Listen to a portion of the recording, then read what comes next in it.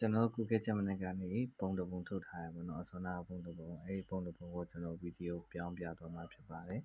ပထမဆုံးကျွန်တော်တို့ဘာဝင်ရမှာလဲဆိုတော့ TikTok ထဲကိုဝင်လိုက်ပါ TikTok ထဲကိုရောက်တာနဲ့ကျွန်တော်တို့ပေါင်းလက္ခဏာတွေကိုနှိပ်လိုက်ပေါင်းလက္ခဏာနှိပ်ပြီးရှင်ကျွန်တော်တို့လုံးမဲ့အဖက်တဲ့ဝင်ရမှာပေါ့နော်အဖက်တဲ့မှာကျွန်တော်စေထားပဲအဖက်ရှိပါတယ်ဒီအဖက်ပေါ့နော်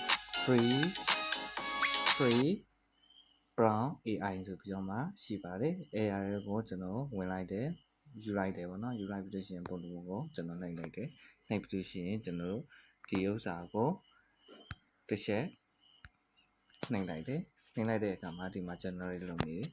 ဒီဥစ္စာလင်းနေရာကိုတရားရခိုင်နှုန်းအထိကျွန်တော်တို့စောင့်ရှင်းလိုက်ရတယ်မစောင့်ရှင်းဘူးဆိုရင် continue generate in drop ကိုနှိပ်လိုက်လို့ရပါတယ်ဒါဆိုရင်ရပါပြီ